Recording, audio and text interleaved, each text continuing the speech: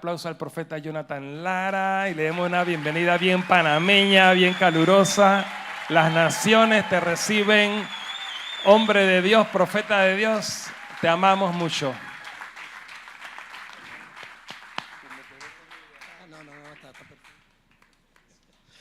Bueno, buenas noches.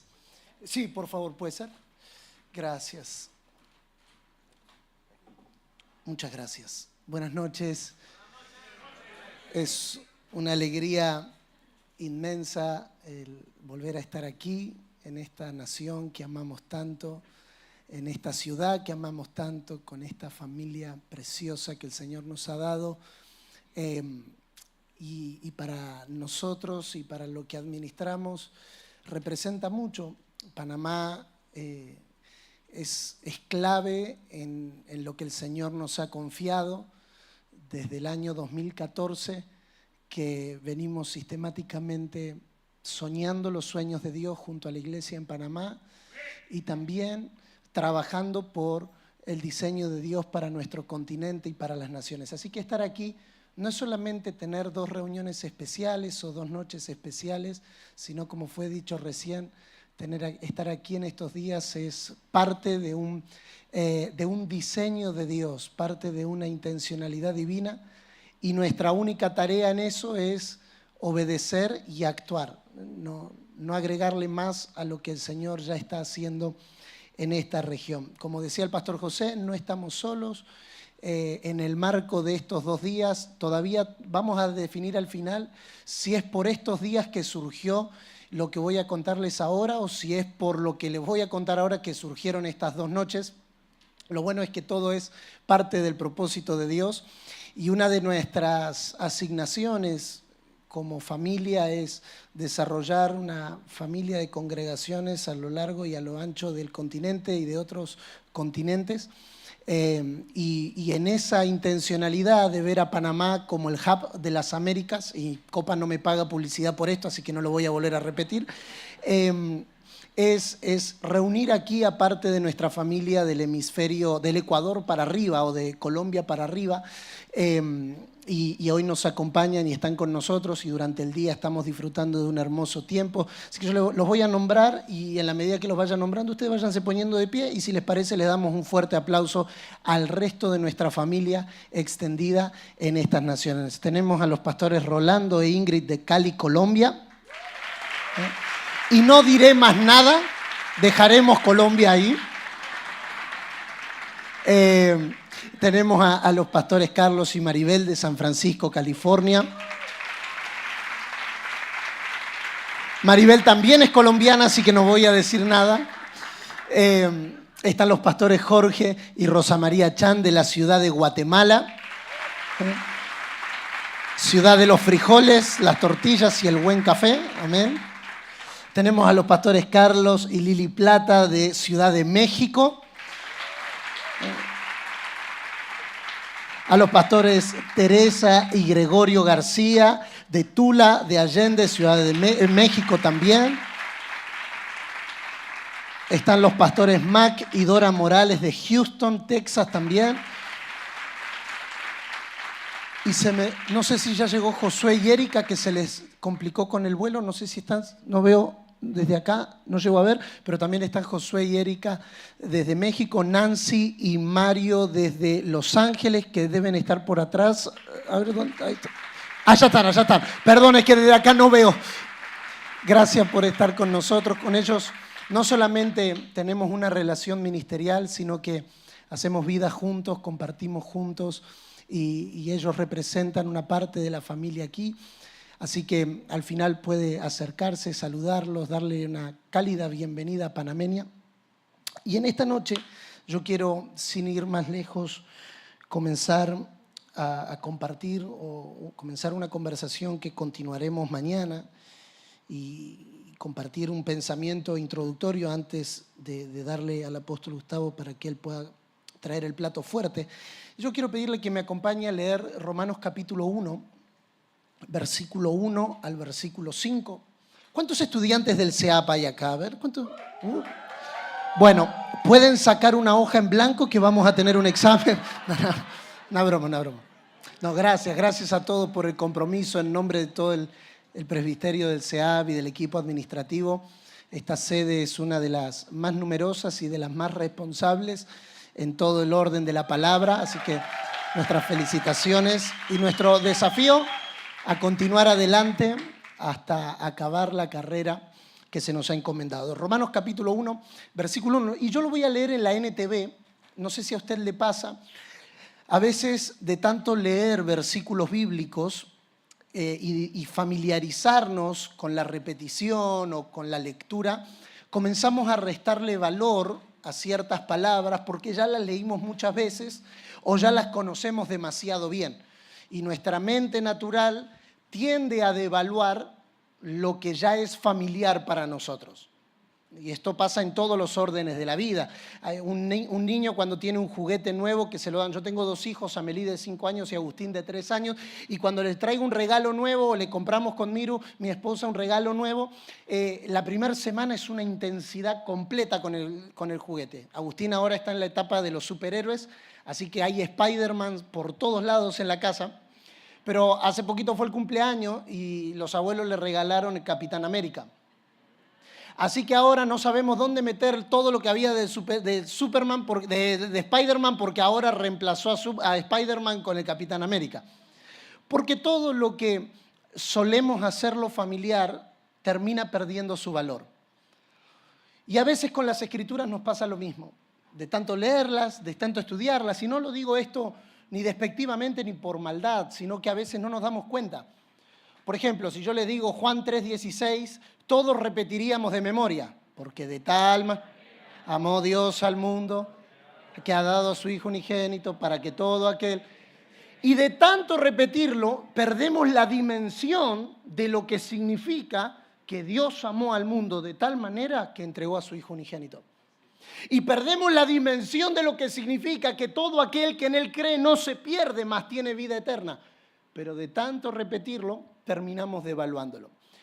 Entonces, esta noche quiero compartir con ustedes una palabra que probablemente sea muy familiar a nuestros oídos, y por eso quiero comenzar leyéndolo en otra versión, para que podamos no hacerlo tan rápido, que la familiaridad no le quite el valor tan rápido a la palabra. Romanos capítulo 1, versículo 1 dice: yo, Pablo, esclavo de Cristo Jesús y elegido por Dios para ser apóstol y enviado a predicar su buena noticia, escribo esta carta. Dios prometió esa buena noticia hace tiempo por medio de sus profetas en las Sagradas Escrituras. La buena noticia trata de su Hijo. En su vida terrenal, Él fue descendiente del rey David y quedó demostrado que era el Hijo de Dios cuando fue resucitado de los muertos mediante el poder del Espíritu Santo. Él es Jesucristo nuestro Señor. Por medio de Cristo, Dios nos ha dado a nosotros como apóstoles el privilegio y la autoridad de anunciar por todas partes a los gentiles lo que Dios ha hecho por ellos, a fin que crean en Él y lo obedezcan, lo cual dará gloria a su nombre. Esta noche nos hemos propuesto en el Señor compartir la importancia que tiene para nuestra generación, para nuestros días, para la vida de la iglesia, el entender lo que significa, lo que representa el Evangelio de Dios. Hay una frase que viene acompañada de una breve ilustración que leí hace unos días atrás. Ay, muchas gracias, Ana. Que me gustaría compartírsela con ustedes. Y esta frase dice así: nada debiera ser capaz de sustituir el Evangelio. Y rápidamente nuestras mentes pueden decir: sí, es verdad, amén, nada debiera sustituir el Evangelio. Pero a veces en la manera en la que vivimos, en la manera en la que andamos, en la manera en la que nos conducimos, en la manera en la que hacemos iglesia, en la manera en la que vivimos la vida del Señor en nosotros, nos vamos dando cuenta que sí hay cosas que van sustituyendo el lugar que el Evangelio debe de tener en nuestras vidas. Leí esta ilustración y me gustaría leérselas tal cual. sin agregar ni quitar, para que pensemos juntos lo que vamos a compartir. El lunes, Alicia compró un loro. El loro no hablaba, así que al día siguiente regresó a la tienda de mascotas, enojada porque el loro no hablaba. Entonces el vendedor le dijo, necesitas una escalera para la jaula. Ella compró la escalera, pero pasó otro día y el loro no decía ni una palabra. Volvió a la tienda y el vendedor le dijo, ¿qué me dices de un columpio?, le sugirió el vendedor. Así que Alicia compró una hamaca y al día siguiente el loro seguía sin hablar. Al otro día volvió a la tienda y el vendedor le recomendó un árbol de plástico en miniatura. Al día siguiente un brillante loro de juguete. El domingo por la mañana Alicia estaba parada frente a la tienda de mascotas cuando abrió. Tenía la jaula del loro con el loro adentro y lágrimas en sus ojos. El loro había muerto. Entonces el vendedor sorprendido le preguntó, ¿al final dijo alguna palabra? Sí, dijo Alicia entre llantos. Justo antes de morir me miró y me preguntó, ¿en esa tienda de mascotas no venden comida por casualidad? La realidad es que muchas buenas causas y actividades pueden ocupar el tiempo y la atención de la iglesia, pero desviar su foco de lo esencial. El Evangelio no es un columpio dentro de la jaula. Tampoco es el loro brillante que llama la atención y que cautiva la atención de los espectadores. El Evangelio es la vida misma de la iglesia. Sin el Evangelio, la iglesia desfallece. Sin el Evangelio, la iglesia queda malnutrida. Sin el Evangelio, la iglesia no puede hacer frente a los embates que constantemente se enfrenta. Diga conmigo, por favor, el Evangelio no es opcional. Ahora, tenemos que hacernos la pregunta de rigor y me voy a tomar la atribución de hacerla y es, ¿qué es el Evangelio entonces? ¿De qué trata el Evangelio? ¿Cuál es el objetivo del Evangelio? Porque si es lo esencial de la vida de la iglesia, si es lo medular en la vida de la iglesia, si es el eje de la vida de la iglesia, ¿de qué trata el Evangelio entonces? Ninguna cantidad de amenidades podía reemplazar el alimento que el loro necesitaba. Y permítanme la comparación sin ser burdo ni vulgar. La falta del alimento en el ave no podía ser sustituida por ornamentos o por actividades o por juegos. Así es con la iglesia. Nada debiera ser capaz de sustituir el Evangelio en ella. Sin el Evangelio, nuestra vida llega a estar como la mascota de Alicia, muerta de hambre en una jaula atestada de cosas. Es importante preguntar con sinceridad, y es mi objetivo en esta primera intervención, ¿qué estamos construyendo hoy en lo que Dios nos ha dado a administrar? Sea esto nuestra familia, sea esto nuestro matrimonio, sea esto nuestra congregación, si usted es líder o pastor en una congregación, sea esto en nuestra familia de iglesia, si usted es un apóstol o un presidente de concilio o de denominaciones o alguna actividad eclesiástica. Tenemos que identificar en qué está centrada, cuál es la base de nuestra vida hoy mismo. Y eso nos llevará a ver en qué está centrado lo que edificamos, porque la verdad es que todos vivimos centrados en alguna cosa. La pregunta es si en lo que estamos centrados hoy es en lo que Dios nos llamó a estar centrados. Si para lo que fuimos apartados es lo que hoy estamos edificando, o estamos edificando algo para lo cual no fuimos llamados ni fuimos diseñados. Uno de los célebres predicadores de la década pasada, Myles Munroe, dijo que no hay nada peor que tener éxito en la tarea equivocada. Muchos de nosotros centramos todo lo que Dios nos dio a administrar y todo lo que Dios nos confió en aquello a lo cual Dios no nos llamó a edificar. ¿Qué es lo principal en nuestras vidas? Y sería una pregunta de reflexión y de análisis en esta noche. ¿Qué es lo principal en nuestra vida? ¿Qué es lo que nos apasiona más? ¿Qué cree cuando pensamos o hablamos acerca de lo que deseamos? ¿De qué nos gusta hablar? Es de nuestra carrera, es de nuestros logros, es de nuestros éxitos, es de nuestro pasatiempo, es de lo que estamos edificando, es de lo que estamos construyendo, es de qué tan grande es nuestro auditorio, qué tan grande es nuestra congregación, o cuánta gente viene a nuestra iglesia, o cuando nos reunimos hablamos de lo que es el centro de la iglesia según el diseño de Dios. Muchas de nuestras reuniones, muchas de nuestras conversaciones son aparentemente buenas, pero esconden en lo más profundo vanidad de estar centrado en aquello que Dios no nos llamó a centrarnos. Una de las grandes desgracias que nos ha tocado enfrentar, escuchar en la tarea pastoral o en la consejería es personas que dicen tener todo lo que necesitan y aún así sus vidas carecer de sentido, aún así sus vidas carecer de propósito. ¿Por qué? Porque cuando se reemplaza el centro de nuestras vidas con otras cosas, todo comenzará a tener un sentido perfecto de vanidad, de vacío y de desesperanza, aunque sean cosas buenas. Todas las cosas que parecen buenas y que parecen positivas y que parecen celebrables y disfrutables, esconden en sí mismo un peligro. Si reemplazan el evangelio del centro de la vida de la iglesia, entonces todo comenzará a ser vano, sin sentido y sin propósito. Vivimos en una generación saturada de ads, saturada de anuncios. Hoy se venden cursos para enseñarte a cómo hacer mejores anuncios en tus redes sociales para crecer exponencialmente. Antes lo que veíamos en la televisión, ahora lo vemos en nuestros propios celulares.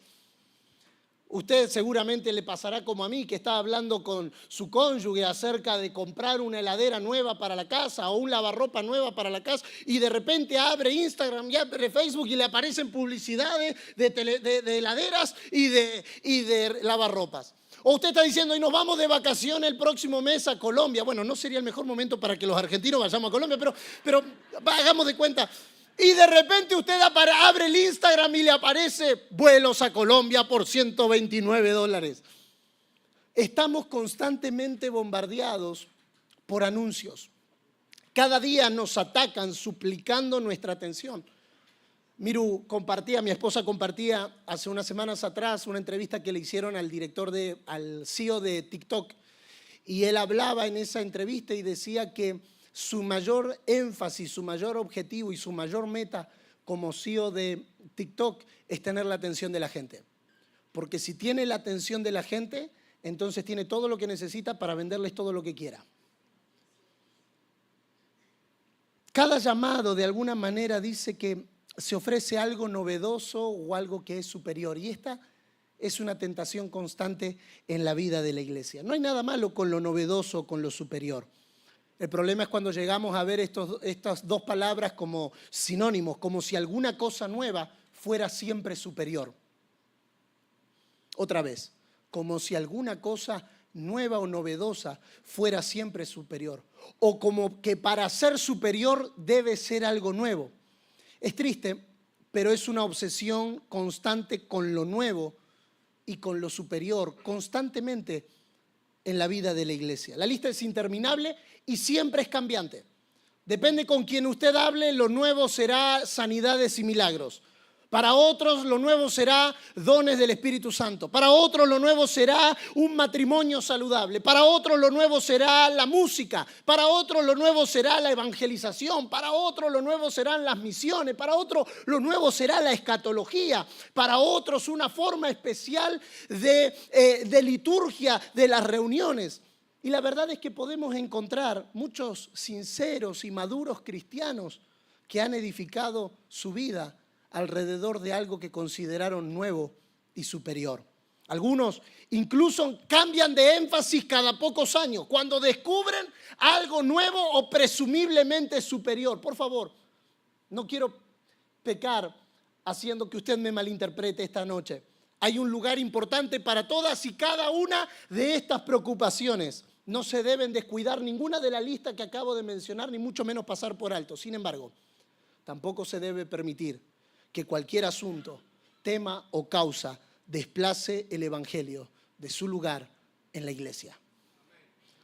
Las cosas nuevas siempre avanzarán. Algunas serán buenas, otras serán superiores. Sin embargo, según Dios, solo una cosa será la mejor: el evangelio del reino y la vida del Hijo de Dios viviendo en nuestro interior.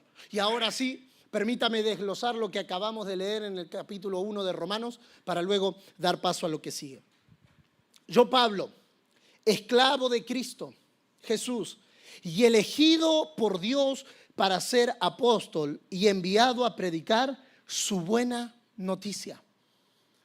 Yo, Pablo, esclavo de Cristo. La Reina Valera dice siervo de Cristo, pero la palabra allí más fuerte es esclavo, prisionero, alguien que renunció a su propia voluntad. Usted sabe que ser esclavo en los tiempos bíblicos era ser la parte del estrato social más baja de la sociedad. Ser esclavo en los tiempos bíblicos era carecer de todo tipo de derechos. Es más, los esclavos no tenían ni hasta nombre, no tenían identidad, por lo tanto no tenían sentido, no tenían propósito, no tenían razón. Pablo estaba usando aquí una palabra que en su contexto social es demasiado fuerte, porque implica el abandono total de quienes somos por causa de algo más. Y él va a decir, esclavo de Cristo Jesús. Él no era esclavo de las situaciones, él no era esclavo de Roma, él no era esclavo de los perseguidores, él no era esclavo de los detractores. Él vivía por una sola causa: ser esclavo de Cristo Jesús. Y aquí va a decir estas palabras que son muy claves y no tenemos el tiempo para profundizar en ellas, pero tal vez usted pueda hacerlo luego. Elegido por Dios para ser apóstol y enviado a predicar su buena noticia. Esta era la razón por la cual el apóstol Pablo vivía. La palabra elegido allí en la Reina Valera se traduce como apartado, separado, llamado, consagrado con un propósito específico y enviado a predicar su buena noticia. Y mire el verso 2 conmigo, porque aquí entramos a nuestro tema de esta noche, por lo menos en lo que a mí respecta. Dios prometió esa buena noticia. Ustedes y yo lo sabemos, la palabra evangelio significa buena noticia. ¿Qué es el evangelio entonces? Marcos capítulo 1, Jesús comienza a predicar y a decir, el tiempo se ha cumplido. El tiempo se ha cumplido. Y aquí el apóstol Pablo va a tomar esa declaración para decir que la buena noticia es que Cristo había sido prometido. El tiempo se ha cumplido. El reino de Dios se ha acercado. Por lo tanto, arrepentíos y creed en el evangelio. El evangelio es la buena noticia de todo lo que Cristo hizo en la cruz. Ahora, usted sabe, los escritores bíblicos utilizan palabras que no son 100% del contexto eclesiástico. No son 100%. Por ejemplo, Jesús utiliza la palabra iglesia, y ustedes y yo sabemos que la palabra iglesia es la palabra griega eclesía, que significa llamados hacia afuera, y que era una palabra que en el contexto social de Jesús significaba la asamblea política o la asamblea gubernamental de su época. La palabra evangelio es una de esas palabras, no es 100% del contexto eclesiástico, aunque hoy en nuestros días uno escucha la palabra evangelio y lo asocia con la iglesia. La palabra evangelio es la palabra evangelión, que se utilizaba en el contexto de victorias militares. Cuando un ejército derrotaba al ejército enemigo, se nombraban heraldos o predicadores o anunciadores que corrían anticipadamente a la ciudad que había vencido para publicar, para anunciar las buenas nuevas.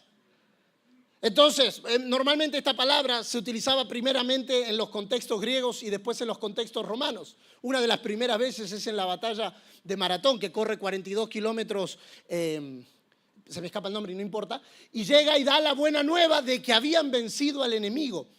Por lo tanto, la buena noticia tiene un sentido no de algo que va a pasar, sino de algo que ya pasó.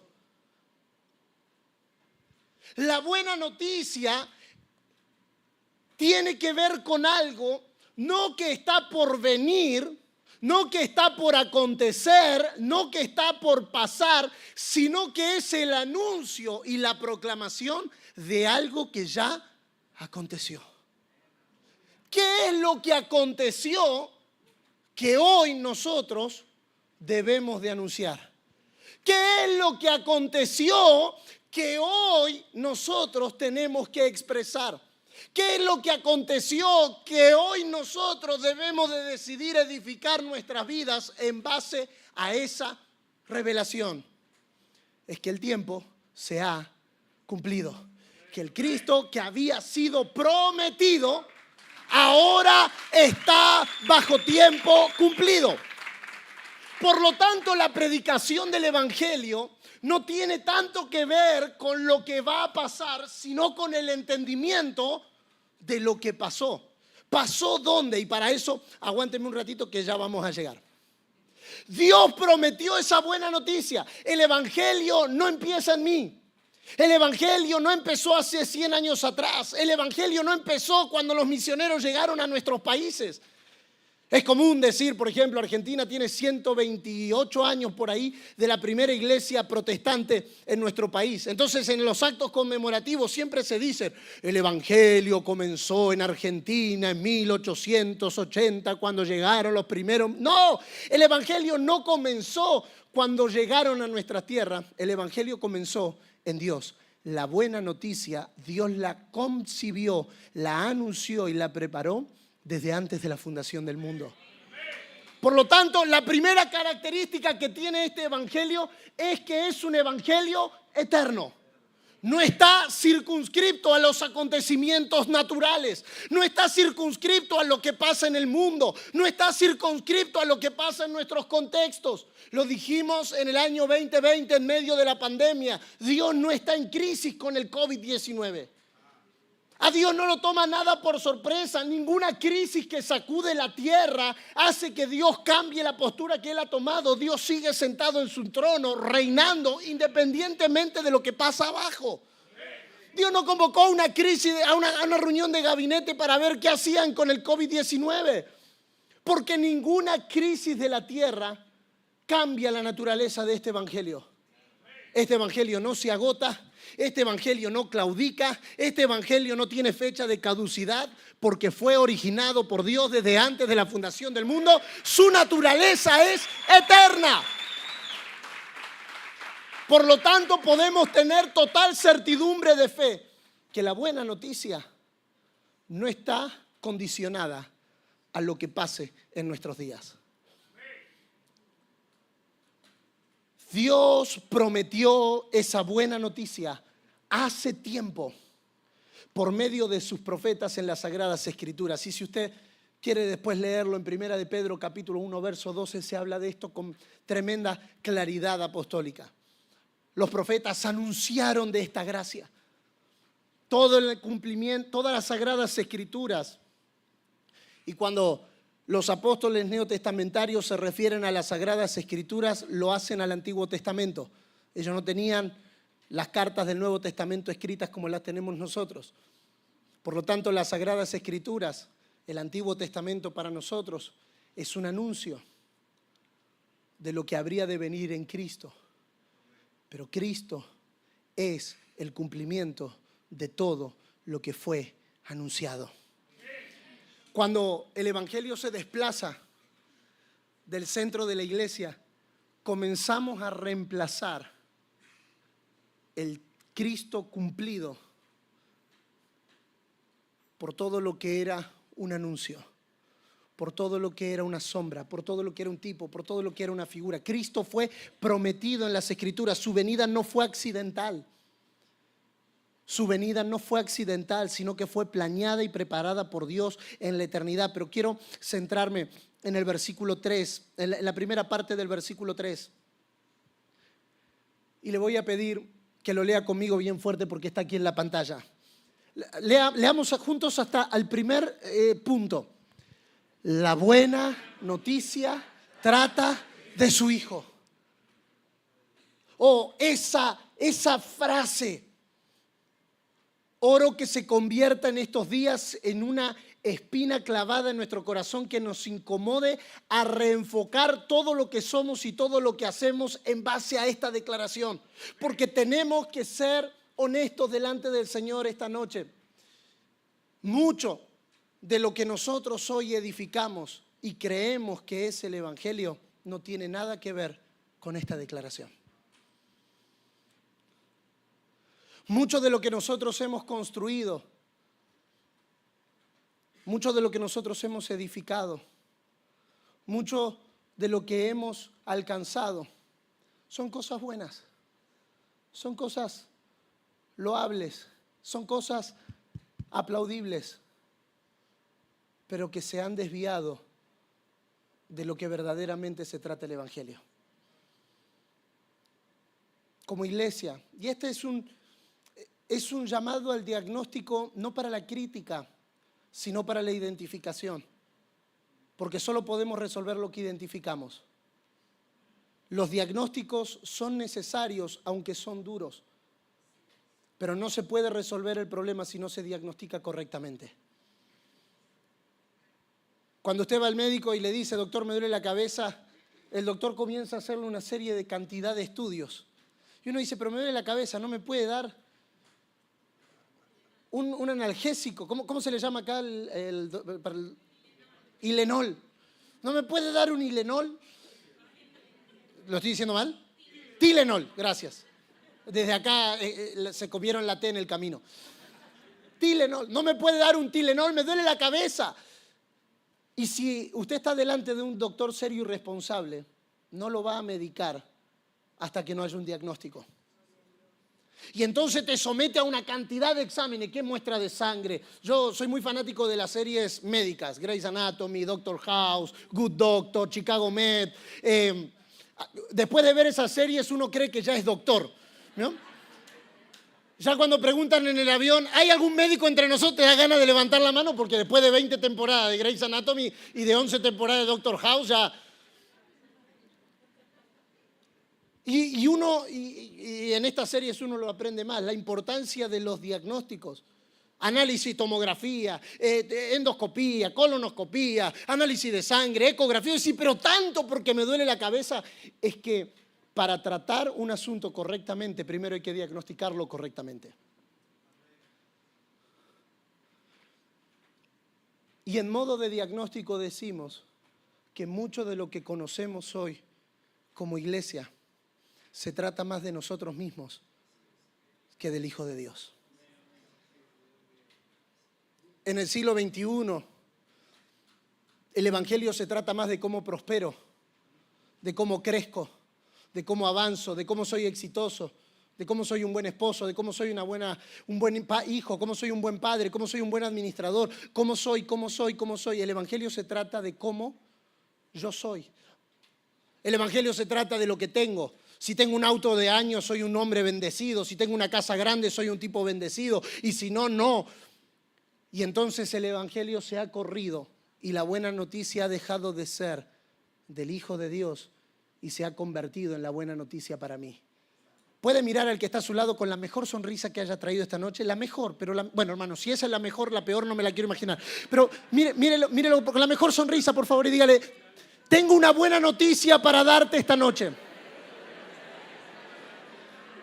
El Evangelio no se trata de ti.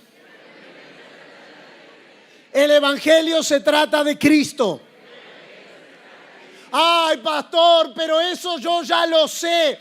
Sí, pero aunque lo sabemos, lo que edificamos tiene otros rostros. Lo que nos convoca tiene otros rostros. Nuestras conversaciones tienen otros rostros.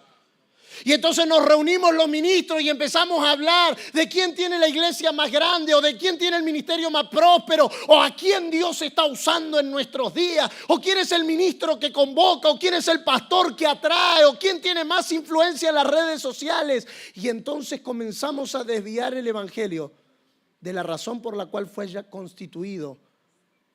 Y comenzamos, aunque decimos que se trata de Cristo, en definitiva, se trata de nosotros.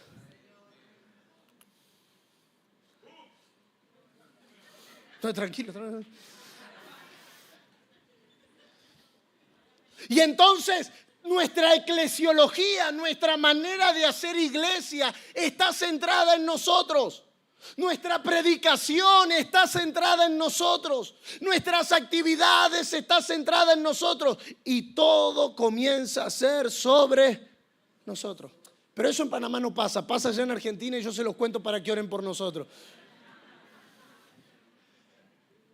Y entonces el evangelio que tiene el poder, como vamos a ver más adelante y mañana, de cambiar el destino de nuestras naciones, termina reducido a que a mí me vaya bien. Comienza a ser reducido a que entonces ciertos privilegios o cierto alcance es sinónimo de una vida bendecida. Expliquemos entonces, y lo dije hace mucho tiempo y lo voy a volver a repetir, necesitamos redefinir qué es éxito según Dios. Porque Hebreos capítulo 11 dice que algunos por la fe conquistaron reinos. Pero también te dice que otros por la misma fe murieron muertos por espada. O en términos del siglo XXI, solo serían exitosos los que conquistaron reinos. Solo exitosos los que tienen 2 millones de seguidores en Instagram. O los que su cara aparece por todos lados. Y no me malinterpreten, no estoy diciendo que eso está mal. Lo que estoy diciendo es que eso no es el centro del evangelio. El evangelio no se trata de nosotros. Puede levantar su mano conmigo y repetirlo bien fuerte porque al lado no le gustó lo que dijo recién. Así que repítalo conmigo. El evangelio no se trata de nosotros. No se trata de nosotros. Puede ser en un palacio o puede ser en una cárcel. Pablo dice en Filipenses capítulo 1, verso 13, quiero que sepan, hermanos, las cosas que me han sucedido han redundado para el avance del evangelio. Y no escribe eso en bocas del toro, tomando una caipiriña, sin alcohol, por supuesto. Dice eso preso en una cárcel infrahumana de 1 metro por 1 metro, sin acceso a la luz solar, en cadena. Dicen, hermano, no se preocupen, lo importante no es cómo me va a mí, sino que el evangelio siga avanzando. Antes de nosotros el evangelio era una buena noticia. Después de nosotros el evangelio seguirá siendo una buena noticia. Nosotros no somos tan importantes. Entonces, pastor, ¿para qué estamos? Para colaborar con que ese evangelio sea conocido en la tierra. Y para muchos de nosotros pareciera entonces, y tengo que decirlo porque mi conciencia si no, no me va a dejar dormir.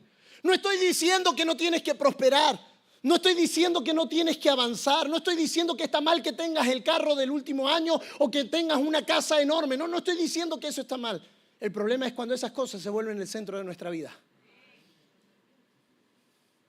El problema es cuando esas cosas gobiernan nuestras decisiones y entonces dejamos de avanzar en obediencia a lo que Dios pide y comenzamos a andar en base a nuestros propios intereses. Me acuerdo hace muchos años atrás, no sé si tantos, pero un par de años atrás, estábamos en un determinado país con mi papá y había sentado en primera fila varios pastores de iglesias muy grandes del país donde estábamos. Y mi papá se acercó a uno de ellos y le preguntó, yo nunca lo había visto a mi papá hacer estas cosas públicamente, pero le dice en medio de la reunión, ¿cuántos miembros tiene tu congregación, hermano? Y entonces el pastor muy extrovertidamente dijo, bueno, nuestra congregación tiene alrededor de 5,000 miembros. Y le preguntó al de al lado, ¿y tu congregación? No, y la mía está en los 7,500. Y el de al lado la de 3.500. Y la gente como que comenzaba a entusiasmarse. Y mi papá se mete entre medio del auditorio y encuentra a un hombre que tenía pinta de pastor. Tenía pinta. No voy a decir qué pinta para que nadie piense. Y entonces, pero se lo veía muy diferente a como se veían los de la primera fila. Y entonces le dice, hermano, ¿usted es pastor? Y entonces el hermano le contesta, sí, soy pastor en no quiero decir ciudades, pero en una ciudad que queda cerca de la montaña. ¿Y cuántos miembros tiene su congregación? Y entonces no me acuerdo si el hermano dijo 50 o 75, pero era un número drásticamente inferior al que se había mencionado antes. Y entonces mi papá le hizo una pregunta a todo el auditorio. Antes de eso le pregunta a cada uno si creía que lo que estaba haciendo era la voluntad de Dios. Y obviamente todos respondieron que sí. Entonces mi papá le preguntó, ¿quién es más exitoso? ¿El pastor que tiene 7.000 en la congregación o este hermano que tiene 75? Y no le quiero decir que todos, quiero albergar la esperanza de que no era todos. Pero la gran mayoría dijo, el pastor de 7.000. Y entonces mi papá les dijo, si los dos están en la voluntad de Dios, para Dios los dos tienen el mismo nivel de éxito. Porque nuestro éxito no se mide como lo mide el mundo. Nuestro éxito se mide si lo que estamos edificando se trata del Hijo de Dios. ¿Qué estás edificando en tu vida? Porque el poder que tiene este evangelio se trata del Hijo. Este evangelio solo se hace real en las vidas o en la vida que es edificada alrededor de la vida del Hijo de Dios. Muchas personas constantemente sienten o sentimos la frustración de sentir que hay aspectos del evangelio que no funcionan en nuestras vidas. Muchos de nosotros a veces tenemos que decir, Señor, dame paciencia, pero si me da fuerza te lo mando más rápido. Porque todavía hay aspectos de nosotros que no tratan del Hijo. Y hacemos de esas cosas el centro de nuestras vidas.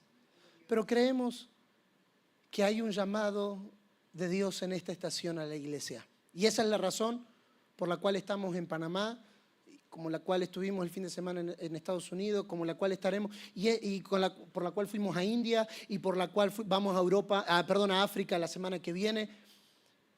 Porque creemos que hay un pedido de Dios a la iglesia de nuestra generación. Vuelvan a hacer del evangelio la buena noticia que trata de mi Hijo. La buena noticia que trata de mi Hijo. Lo que Panamá necesita no son más fórmulas o más métodos o más estrategias. Lo que Panamá necesita es que el evangelio en la iglesia se vuelva a tratar del Hijo de Dios. Estamos como Alicia con el loro, llenando la jaula de muchas cosas, pero estamos descuidando lo esencial y lo fundamental. Y cierro aquí. El evangelio se trata de Cristo. Cristo en la preexistencia. Cristo en tipos, sombras, figuras, promesas, anuncios, testimonios, modelos, símbolos y profecías. Cristo como el Verbo encarnado. Cristo en su padecimiento. Cristo como el crucificado. Cristo como el resucitado. Cristo como el Cristo ascendido. Como el Cristo glorificado. Como el Cristo impartido. Cristo como la autoridad suprema sobre todo. La buena noticia trata de su Hijo. Y aquí va a decir algo que es con lo que vamos a orar. En su vida terrenal, Él fue descendiente del rey David. Y quedó demostrado que era el Hijo de Dios cuando fue resucitado de los muertos mediante el poder del Espíritu Santo. Él es Jesucristo, nuestro Señor. Interesante la declaración apostólica, porque Él declara que salió de la simiente de David según la carne y que fue designado Hijo de Dios por medio de la resurrección. ¿Por qué su humanidad se menciona primero y su divinidad se menciona lo último? Pablo mantiene la secuencia de Cristo, ya que primero pasó por la encarnación y luego por la resurrección. Dos cosas que Jesús en su estado original no eran, según el Nuevo Testamento. Él no era carne, pero se hizo carne. Y aquel verbo, Juan 1:14, fue hecho carne y habitó entre nosotros. Y número dos, Él no era espíritu vivificante, por eso se hizo espíritu vivificante. Así también, 1 Corintios 15:45 está escrito, fue hecho el primer hombre Adán, alma viviente, el postrer Adán, espíritu vivificante. En el primer paso, Cristo trajo a Dios adentro de la humanidad. Y en el segundo caso, Cristo introdujo al hombre a la divinidad. Oh, esta es la buena noticia del Evangelio. La buena noticia del Evangelio es que Dios entró en la humanidad. Y la buena noticia del Evangelio es que porque Cristo entró en la humanidad, padeció, fue crucificado y resucitó con poder, ahora nosotros, según el apóstol Pedro, somos participantes de la naturaleza divina. La buena noticia, por favor. ¿De qué trata el Evangelio entonces? El Evangelio trata, dicho en una frase simple, sin el ánimo de ser reduccionista, el Evangelio trata de que Dios se hizo carne, introdujo a Dios a la humanidad y que por haber introducido a Dios a la humanidad, ahora la humanidad puede participar. Es ese Cristo que ahora está impartido, y Pablo va a decir en Romanos capítulo 8, verso 10 y verso 11, que ese Espíritu que levantó a Cristo de entre los muertos mora en nuestros corazones. ¿Cuál es el desafío entonces? ¿Cuál es el desafío entonces? El desafío es que esa buena noticia se convierta en una realidad en nuestras vidas. Esa buena noticia ahora no solo es una proclamación que se anuncia o una proclamación que se declara, ahora también es una vida que se vive. Oh, qué maravilloso es hablar de la buena noticia desde afuera, pero qué tremendo es hablar la buena noticia desde una vida que es real. Oh, eso, mire, cuando usted tiene una buena noticia para compartir de otro, le pone cierto entusiasmo. Oh, vos sabés que Menganito cambió el auto. Está bien, es un anuncio, es una buena noticia. Pero cuando esa buena noticia es real en tu vida, el entusiasmo no es el mismo. ¿Sabe? La falta de entusiasmo de nuestra generación en la predicación del Evangelio no es porque no sepamos que debemos predicarlo, es porque no se ha hecho una realidad en nuestras vidas. Es imposible predicar una buena noticia cuando esa buena noticia no se te ha hecho realidad. ¿Sabe? Les digo esto y oramos. Aprendimos hace muchos años atrás con el apóstol Juan Balistreri esta frase: la buena noticia solo cobra sentido cuando se entiende la mala noticia. Escucha, porque el Evangelio no es solo una noticia, es una buena noticia. Si es una buena noticia, tengo que saber cuál es la mala noticia. Hasta que yo no logre identificar el poder que tenía la mala noticia, no voy a sentir. Por eso Pablo dice que este amor nos obliga, y ay de mí si no predicar el Evangelio, porque una vez que se te revela lo que resuelve el Evangelio de Dios en Cristo Jesús, entonces ahora eso se convierte en nuestra vida y por ende en nuestra obligación. Como generación necesitamos recuperar el Evangelio de Dios. Hemos hecho demasiados evangelios de algo que no era tan complejo. Complejo de entenderlo, pero no complejo de asumirlo. El Evangelio no se trata de mí, ni de cómo avanzo, ni de cómo crezco, ni de cómo prospero, ni de cómo crece lo que tengo. el Evangelio se trata del Hijo de Dios. Amén y amén.